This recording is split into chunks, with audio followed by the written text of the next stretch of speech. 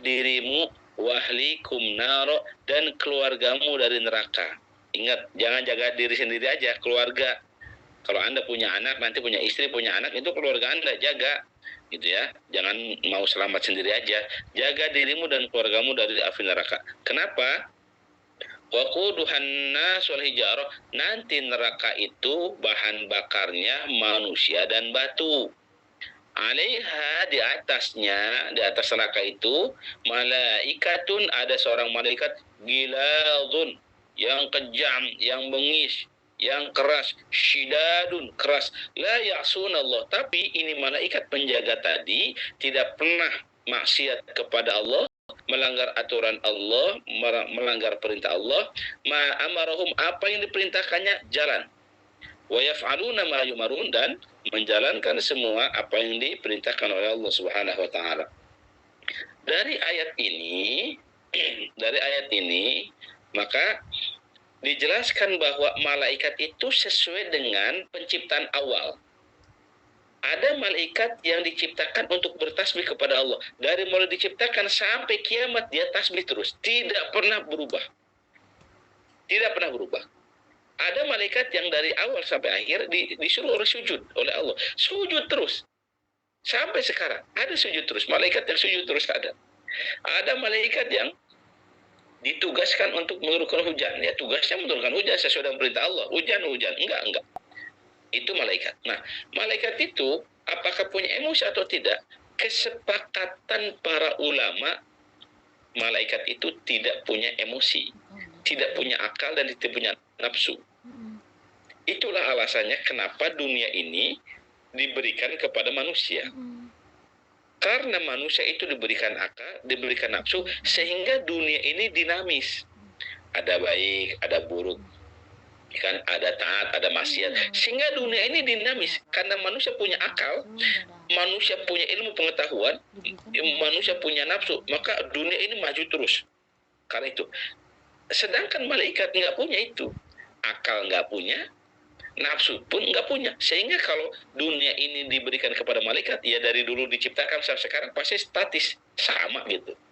Ya, nah, kenapa ada ulama yang mengatakan bahwa malaikat ini nggak punya perasaan, nggak punya emosi dan lain-lain? Karena nanti hubungannya dengan pendosa. Andai saja malaikatun giladun syidad ini punya perasaan, kasihan nih yang berdosa nih, orang cantik nih, maafin, ringankan, gitu loh. Ini berlaku. Kenapa? Karena dia punya perasaan. Gitu loh. Karena dia punya nafsu, seperti orang di penjara. Di penjara harusnya 20 tahun, tiba-tiba dikurangi dan lain-lain. Itu kenapa? Karena manusia bisa nego, ada hawa nafsu. Gitu loh.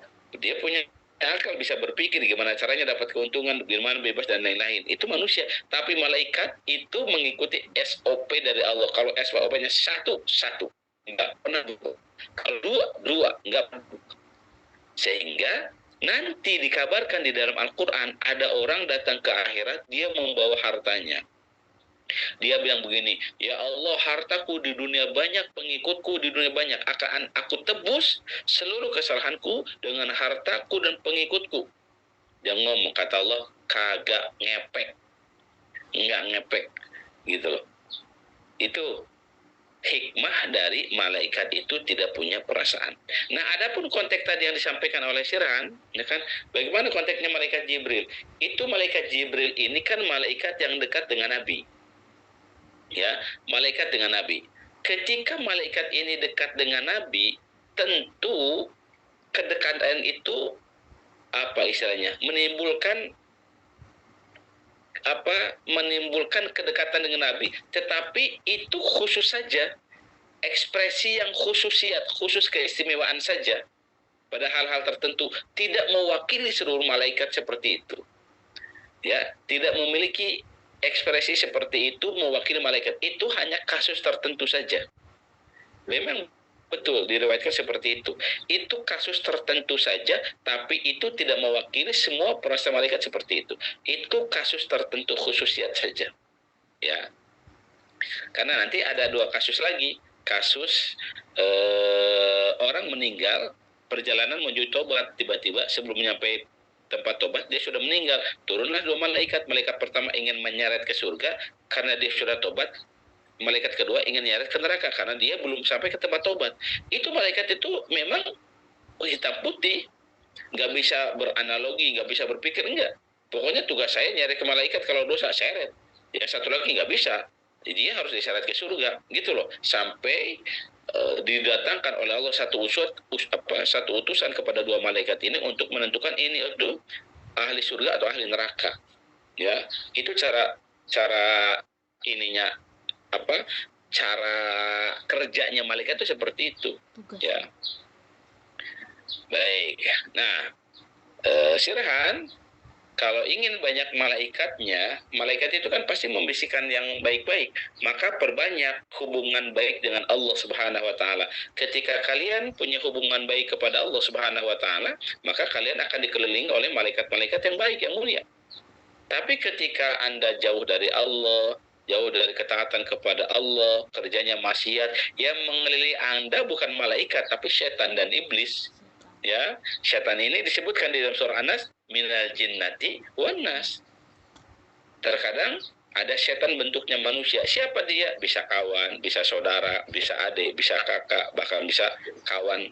Ya, ketika dia membisikkan untuk maksiat, untuk melanggar aturan Allah, untuk tidak ikut aturan Allah, maka siapapun yang membisikkan Anda untuk melakukan maksiat, dia hakikatnya sedang jadi setan. Ya, ada juga bisikan itu nggak kelihatan, badannya nggak kelihatan, cuman tiba-tiba ada gertakan hati, ada bisikan ke hati, nggak usah sholat, maksiat dan lain-lain, maka itu datangnya dari setan. Ya, baik, begitu ya. Ada lagi? Senin depan UTS ya. Baik. UTS itu tolong dicatat ya. Tolong diperhatikan. UTS itu dikerjakan sesuai dengan waktu perkuliahan kita. Kita kuliah jam 8 sampai jam 9.30 atau 40. Maka UTS pun dikerjakan sesuai dengan waktunya. Maka jangan sampai ada kawan-kawan yang UTS tahu-tahu tidur. Bangun jam 9. Ini sering kasus kayak gitu tuh. Ya, tapi bukan di humas, ini bukan. Ya, bukan, tetangganya lah. Tiba-tiba WA, Pak Barkun, mohon maaf saya telat bangun Pak, jadi ngerjainnya baru jam 9. Ya salam, kan udah tahu hari ini UTS, kenapa bisa bangun terlambat? Ya, dikerjakan sesuai dengan waktu, jam 8 sampai jam 9.45, saya kasih bonus. Dan yang kedua, lembar jawaban ditulis tangan. Tidak ditulis ketik, tulis tangan. Pakai kertas polio. Ya, pakai kertas polio, tulis tangan. Soalnya sedikit. Ada 5 soal. Soalnya ada 5. Satu soal beranak 2. Ya. Jadi 1 AB, 2 AB, 3 AB, 4 AB, 5 AB. Oke. Berikutnya, setelah kalian tulis jawabannya, lalu ini tulisan dijadikan PDF, dikirim di emas 2, ya, dikonversi ke PDF, lalu dikirim ke emas 2. Cari menu lembar ujian UTS, lembar jawaban UTS, ya, di emas 2 ada.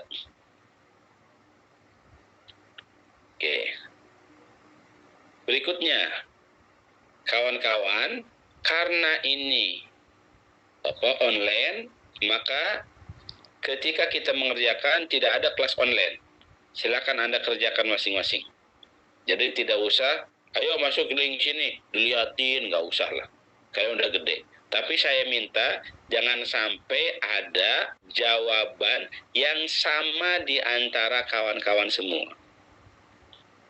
Ya, Kenapa? Kalau tiba-tiba ada jawaban yang sama, katakanlah 2-3 orang sama nih, dicoret semuanya. Ya, tolong pastikan jawabannya jangan sampai sama.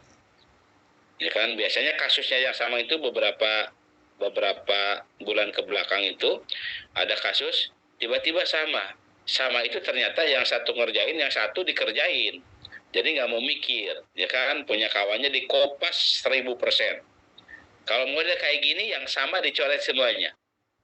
Ya, tolong jangan sampai kalian, karena kalian udah punya gadget, udah punya dimudahkan aplikasi, semuanya mudah sekali. Ya, baik. Kemudiannya jangan sampai memanipulasi tulisan. Sebetulnya dia tulisan ketik, cuman fontnya font tangan. Ada tuh model gitu. Kalian kan canggih-canggih, ya. Urusan dunia kayak gini kan hebat-hebat. Karena saya udah beberapa semester tuh pengalaman begitu. Tadinya saya lihat ini tulisan tangan kok rapi gitu. Tiba-tiba ada kawannya yang sama, 3 orang. Oh, ini berarti bukan tulisan tangan, ini tulisan font ini. Ya kawan-kawan, tolong tulisan tangan sendiri. Jangan pakai tulisan ketik lalu fontnya font tulisan tangan. Bahaya buat kalian. Ya, baik. Sampai sini ada pertanyaan?